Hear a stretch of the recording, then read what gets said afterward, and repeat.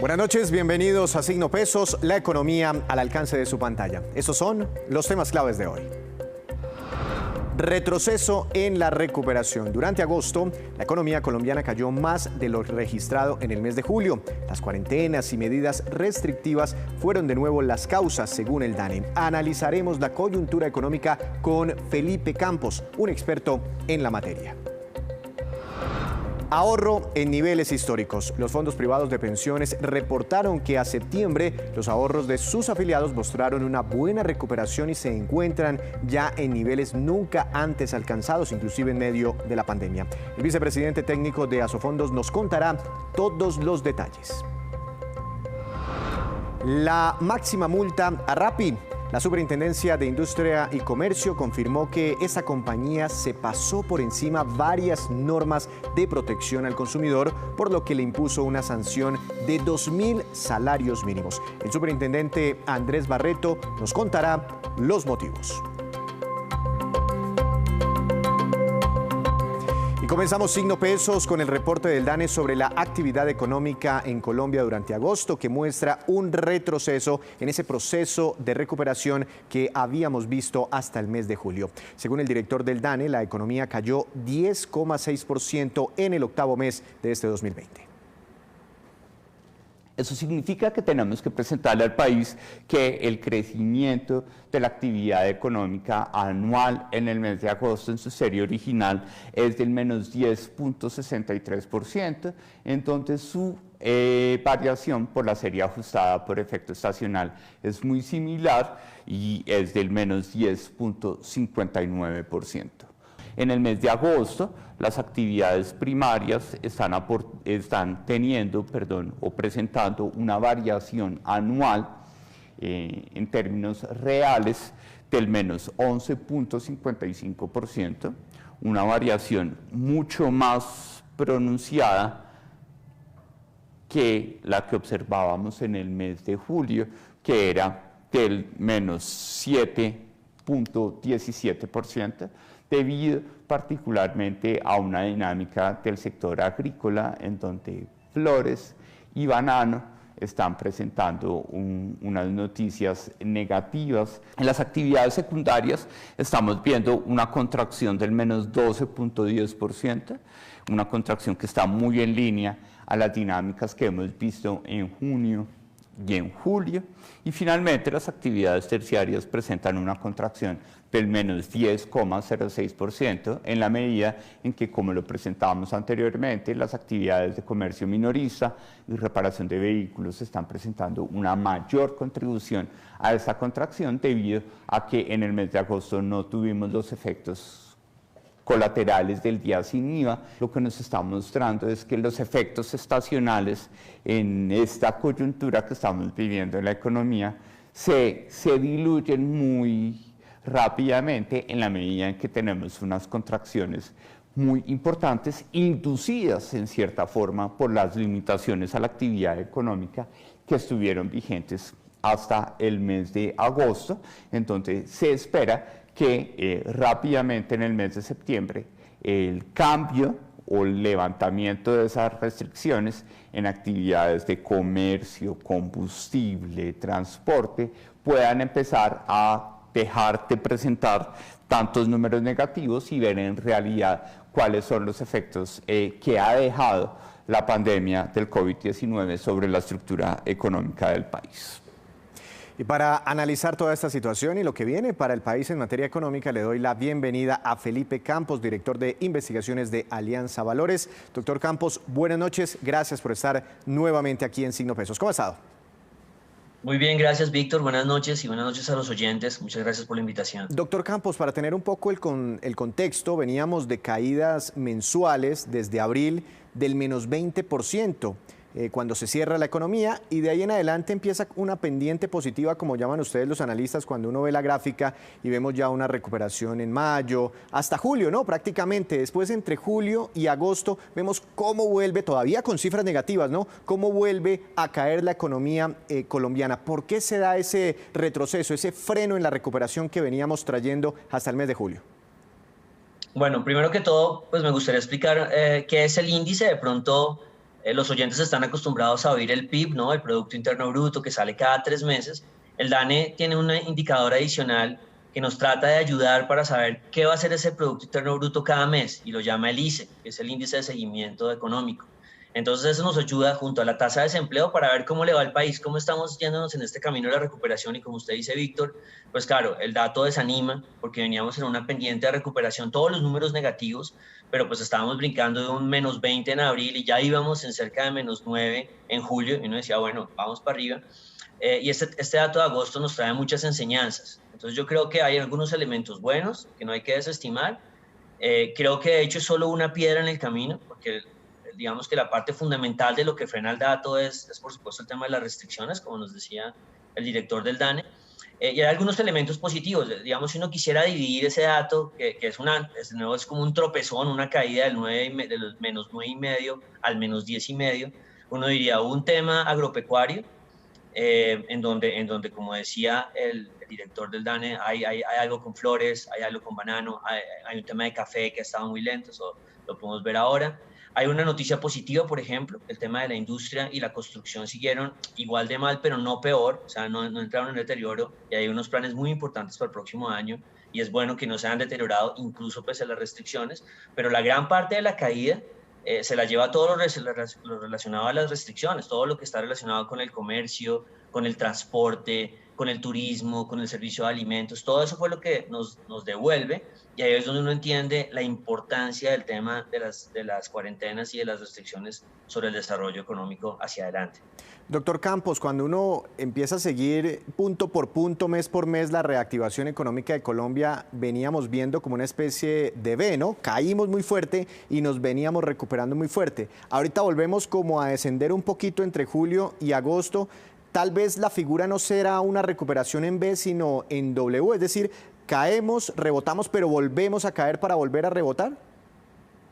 Yo creo que todavía no vamos a tener no es la V de vaca bonita, pues eso no se va a dar, pero sí puede ser algo que tengamos meses consecutivos de mejora, excepto agosto. O sea, yo sí creo, y el mismo DANE muestra en algunas estimaciones y en algunas gráficas que están por ahí mostrando, vemos cómo el tema de la movilidad después de agosto mejora mucho en septiembre y sigue mejorando en octubre, al punto que Colombia, de hecho, se está destacando en movilidad frente a la región. Entonces, yo sí creo que podemos ver un septiembre o un octubre mucho mejores. Estaba hablando estamos en un nivel de -10,5, -10,6, podríamos estar en un nivel de -0,5, de menos 5, muy rápido, o sea, es partir a la mitad de esta caída en los próximos meses. Así que yo sí creo que va a haber una recuperación de meses consecutivos. No va a ser tan rápida como de pronto el mercado podía esperar, pero vamos a ir caminando hacia esos números. Y Víctor, yo quisiera agregar una cosa. Esta es la primera recesión casi que en 100 años que viene con su fecha de caducidad debajo del brazo, porque es un virus y porque son unas cuarentenas.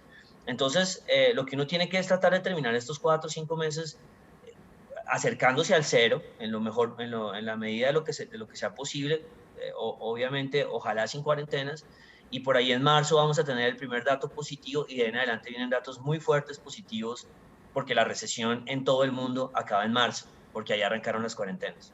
Pero, doctor Campos, cuando uno ve las gráficas del movimiento de la pandemia y las relaciona con el movimiento de la economía, ve una relación muy fuerte. Bueno, hay que ser experto, ¿no? Crecen los casos, cierran las economías y eso tiene un gran impacto sobre los bolsillos, el empleo, etcétera, etcétera. ¿Por qué son tan optimistas los analistas y creen a nivel mundial que el otro año ya empezaremos a ver cifras positivas si todavía es muy incierto el control de la pandemia o la cura hacia esta enfermedad? Sí, absolutamente, eso tiene toda la razón. Básicamente, la incertidumbre todavía está en los próximos meses, donde a final de año podría haber un regreso de cuarentenas en varias partes del mundo, ojalá no en Colombia, y eso podría dañar lo que es el 2020. O sea, el 2020 todavía está en juego. El 2020 puede ser un -9, un -7 o un -8, digamos, que creo que es donde están las encuestas, de pronto un poquito mejor si nos va bien, pero el 2020 está en juego. El tema que, digamos, que agrupa a todos los analistas es que en el 2021, para que no haya rebote económico, la única forma de que no haya rebote económico en el 2021 es que tengamos cuarentenas del mismo estilo de las que vivimos desde marzo hasta agosto el próximo año. Y yo creo que eso es muy difícil. Entonces, la única forma de que no haya un rebote económico es que estemos sentados en marzo, guardados todos en la casa, como al nivel de que estuvimos en este marzo, porque si no, de cualquier forma va a haber una recuperación económica. Entonces, por eso le digo, cuando hay unas recesiones, y de hecho Colombia lo vivió en los 90s, el siguiente año es fácil crecer. No quiere decir que vayamos a sentirnos bien, no quiere decir que el crecimiento va a ser supremamente dinámico, pero es fácil marcar números positivos. Y en este caso, porque simplemente tenemos que volver a guardarnos el próximo año para no tener números positivos, lo más probable es que los tengamos. Ahora, uno sí se debe preocupar por la calidad de esos números, sí deben haber políticas dirigidas a... Imagínense que esto es una etapa de montaña, la más difícil que le ha tocado subir al país, y ya llegamos al pico, y uno sabe que lo siguiente es de bajada, pero uno decide si en el 2021 nos vamos sin pedalear, así sin mover los pies y nos vamos solo de bajadita, o le metemos muchas políticas para mejorar el número, pero es muy difícil que el número del próximo año no sea por encima del 3% de crecimiento o hasta el 5 o el 6 que otros analistas piensan. Doctor Campos, una de las noticias, tal vez la más importante a nivel internacional hoy, fue el crecimiento económico de China del tercer trimestre de este año. Y vemos cómo China fue atacado primero por este virus, su economía fue afectada inicialmente, el primer país en ser afectado, tuvo cifras negativas en el primer trimestre, pero ya en el segundo trimestre vimos cifras positivas de crecimiento de su economía. Y en el tercer trimestre, hasta septiembre, todavía más positivas. ¿Qué está haciendo China? ¿Qué podemos copiar para encontrar ese balance de un control sobre la pandemia y al mismo tiempo ya cifras positivas en la economía? Sí, digamos que China es un caso supremamente diferente. Es difícil trasladar lo que pasa en China a Colombia, pues porque ellos pudieron controlar el virus, según lo que nos cuentan, ¿no? Que nunca lo sabremos exactamente, de una forma bastante draconiana, digamos, lo hicieron de una, cosas que no pueden hacer otros países. Entonces ellos pudieron frenar el virus en seco, y han estado con el tema de casi que una actividad económica normalizada el resto del año. Pero uno puede acercarse más, uno viajar un poquito más cerca y ver, por ejemplo, un país como Brasil, que Brasil lleva 3 años en recesión, entre el 2014 y el 2016, un país que le ha costado crecer muchísimo, y Brasil decidió no hacer cuarentenas, ningún estilo de cuarentena que hizo Latinoamérica. Y Brasil es el otro país que está reportando a nivel mundial crecimientos positivos. Entonces, pues vuelvo a insistir, un país que no estaba creciendo y lleva 2 trimestres creciendo por encima del 0, a niveles del 2 y del 1. Entonces aquí esto es una línea recta, básicamente. Si usted se guarda, no va a crecer, y si usted logra salir, va a marcar una diferencia grande. En la región tenemos a Perú en un extremo, que se guardó completamente, igual el virus pasó por encima porque igual el virus se expandió, y es el país que menos crece, digamos, de los comparables, y Brasil en el otro extremo, que no se guardó porque no tenía billetera para guardarse, porque llevan mucho tiempo creciendo un poquito, y es el país de los poquitos países en el mundo que tiene crecimientos positivos. Entonces, este tema es la movilidad, esa es la salsa secreta para poder salir de esta desaceleración o recesión, pues. La movilidad, la relación que hay entre el virus y el crecimiento económico. Doctor Campos, muchas gracias y que tenga una feliz noche. Gracias por estar aquí en Signo Pesos. Muchas gracias, Víctor, a todos ustedes lo mismo, que estén muy bien. Es el tema sin duda económico de hoy. A propósito del comportamiento de la economía, esta es la cifra del día, menos 8,3%, y corresponde a la contracción económica esperada por los analistas en el tercer trimestre de este año, según la última encuesta financiera que hace mensualmente Fedesarrollo. En la encuesta de septiembre se esperaba una contracción de 8%, así que empeoró el pronóstico. Para todo el 2020 se espera una contracción de 7,1%, similar al esperado en la encuesta de septiembre, y para el año 2021 se espera un rebote, un crecimiento económico ya positivo de 4,2%. Aquí tampoco hay variación frente a la encuesta del mes anterior. Regresamos a Signo Pesos con una de las noticias más importantes del día del mundo empresarial, porque la Superintendencia de Industria y Comercio le impuso a la compañía Rappi una sanción de 1.755 millones de pesos, la más alta que puede imponer esta entidad. El superintendente Andrés Barreto explica los motivos. La violación de varias normas del Estatuto del Consumidor, pero además de eso, el hecho cierto de que Rappi SAS es un comercio electrónico y no una simple plataforma de contacto. Dentro de las conductas que se encuentran probadas es que Rappi percibe ingresos por las transacciones que se adelantan en su plataforma. Asimismo, está encargada semanalmente de hacer las compensaciones por pagos, devoluciones, etc. Adicionalmente, tiene sus propios mecanismos para hacer ventas sin necesidad de sus aliados, tal es la figura del Rappi Antojo, el Rappi Cash y el Rappi Prime. Además de eso, tiene métodos de pago propio, Rappi Créditos y Rappi Play, En ese sentido, además de eso, Rappi es quien atiende directamente las PQR de los consumidores colombianos. Es el sujeto pasivo en las demandas que se presentan en asuntos jurisdiccionales ante esta superintendencia. Hay que recordar que entre el mes de junio de 2017 y el mes de julio de 2019 se presentaron 472 demandas en contra de esta empresa, y entre abril y octubre de 2018 se han presentado 750.000 quejas en contra de la empresa Rappi. Es por esta razón y por violar las normas del Estatuto del Consumidor que la superintendencia le impone esta multa de 2.000 salarios mínimos. Adicionalmente, por el incumplimiento de una orden que se había emitido en el año 2019, Rappi también se hace acreedora de una sanción de 702 millones de pesos. Y el presidente Iván Duque reiteró la disposición a un diálogo con los indígenas, pero sin ultimátums. Advirtió que estas movilizaciones podrían causar nuevos brotes de COVID-19 en medio de la pandemia. Desde la Casa de Nariño y durante la instalación del 10º Congreso Virtual de Ixel Moda, el presidente señaló que su gobierno ha estado comprometido con los indígenas e hizo el siguiente corte de cuentas. Acá se busca es construir la paz con legalidad, construir mayor inversión, construir una agenda ambiental sólida, construir también de manera legítima un diálogo concreto en un plan de desarrollo con un capítulo específico para las minorías. Abrió la puerta al diálogo, pero sin advertencias. Sin que tenga que haber emplazamientos, ni ultimátums, ni invocar juicios que no tienen asidero. Pero el diálogo sí, sectorial, oportuno, frente a los temas de las regiones, como lo hemos tenido.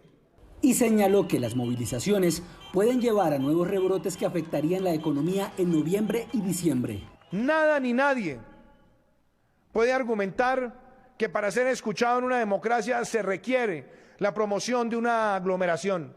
Postura que fue respaldada por FENALCO. Nos preocupa que en Colombia, por ideales políticos, por agendas políticas, se promuevan marchas, se promuevan mingas, se promuevan paros que congregan más de 6.000, 8.000 y 10.000 personas, que no solamente no guardan los protocolos de bioseguridad, sino también ningún tipo de norma higiénica.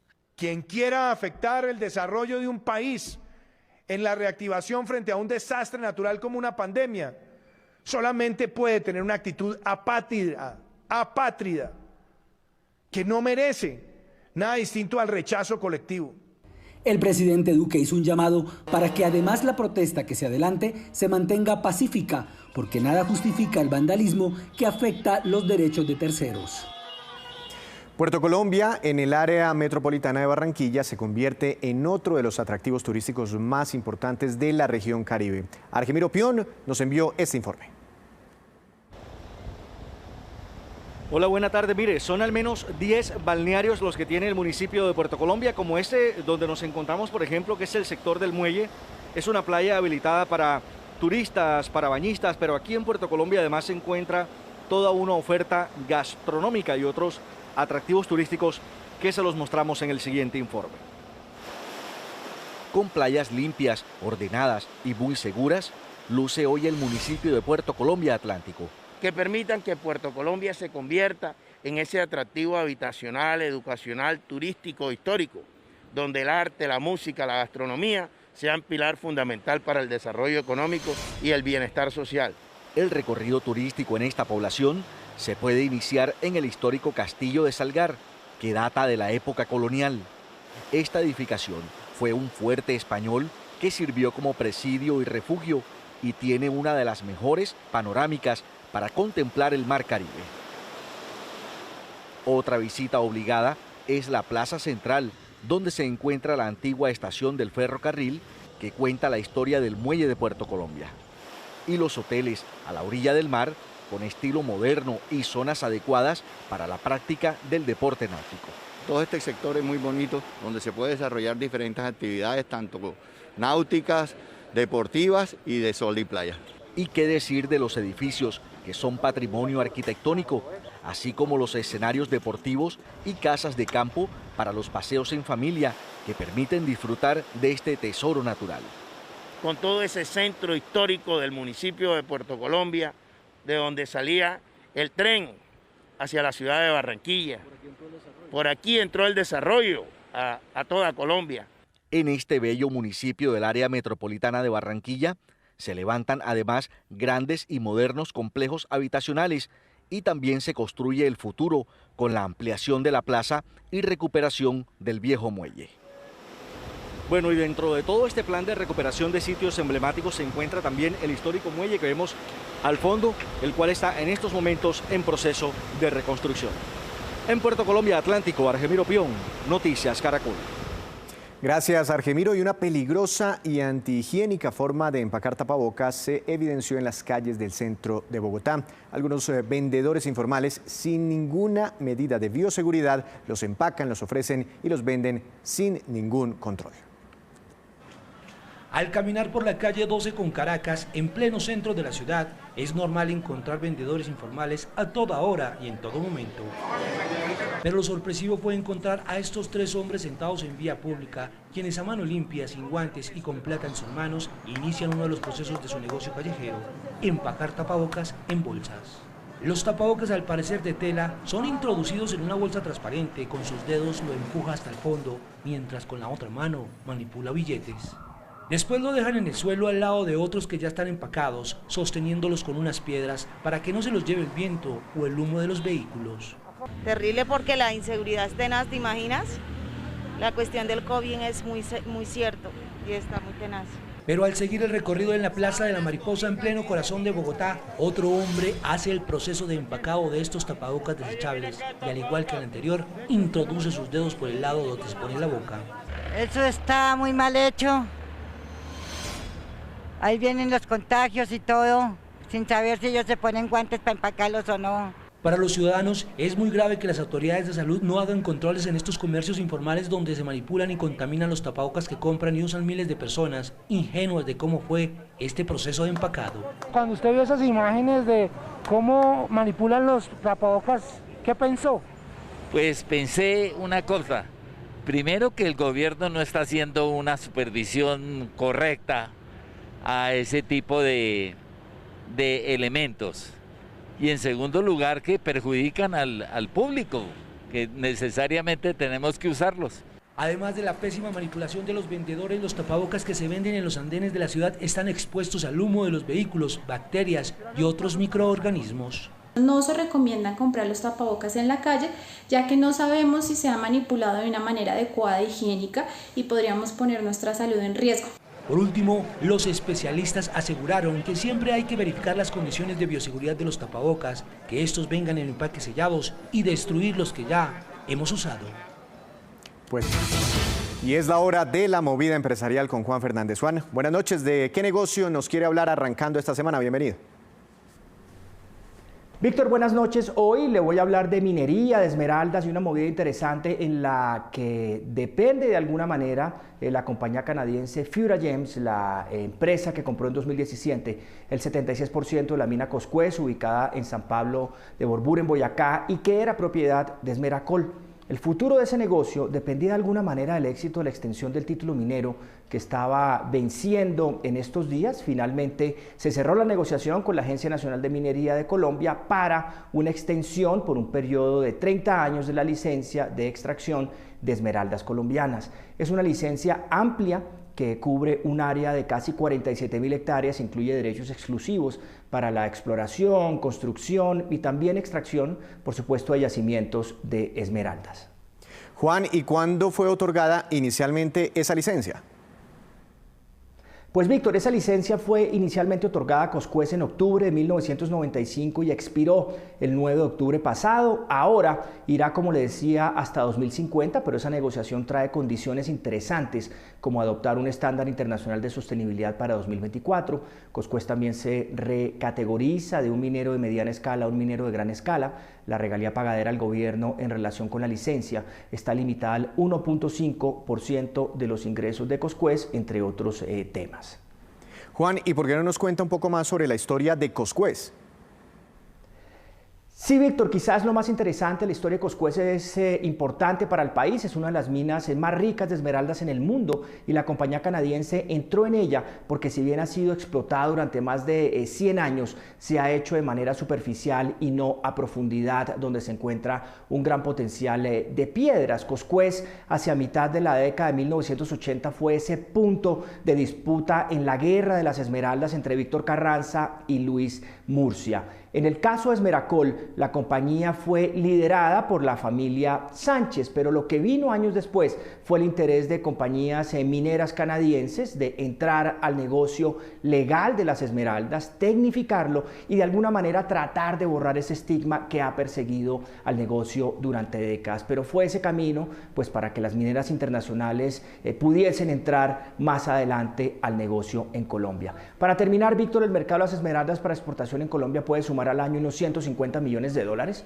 Es el país el principal exportador mundial de un mercado del que participan otros productores como Brasil y Zambia. Y esta, pues es, Víctor, la movida de hoy sobre la extensión de la licencia de la mina más rica de esmeraldas en el país. Muy interesante, Juan. Mañana lo esperamos con más movidas empresariales. Ahora vamos con estos que son los indicadores económicos que usted debe conocer antes de irse a dormir. ¿Qué sucedió con el dólar? La tasa representativa del mercado que regirá mañana será de 3.842 pesos con 76 centavos. Bajó 3 pesos con 72 centavos.